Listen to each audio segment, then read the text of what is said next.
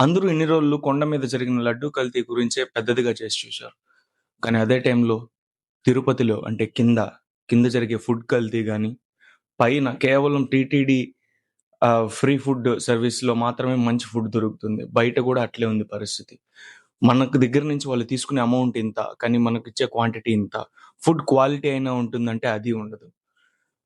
వాళ్ళు కొంతమంది ఆ పూరీలేస్తా అంటారు. అది ఇంజిన్ ఆయిల్‌లో రిఫైన్డ్ సన్‌ఫ్లవర్ ఆయిల్‌లో గూడా అసలు రిఫైన్ ఆయిల్‌లో గూడా అర్థం గాదది. ఆ రేంజ్‌లో ఉంటుంది.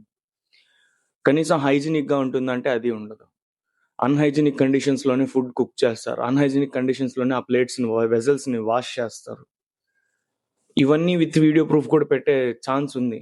కానీ నాకు ఆ చిరు వ్యాపారులని ఏ మాత్రం ఇబ్బంది పెట్టాలని ఆలోచన లేదు. కాకపోతే మన మన తిరుపతికి, మన తిరుమలకి బయట ఎక్కడి నుంచో సుదూర ప్రాంతాల నుంచి, దూర ప్రాంతాల నుంచి వెంకటేశ్వర స్వామి మీద భక్తితో విజిట్ చేస్తుంటారు.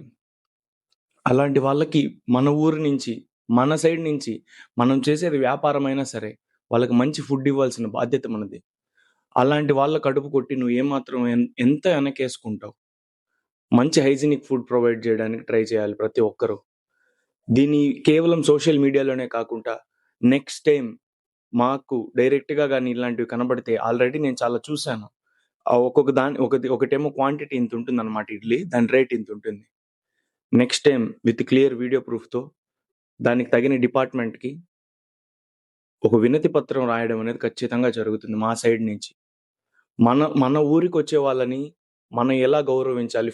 గౌరవం పక్కన పెట్టండి. వాళ్ళిచ్చిన డబ్బులకి మంచి హైజీనిక్‌గా మంచి క్వాంటిటీ ఉండే ఫుడ్ ఇవ్వాలా లేదా?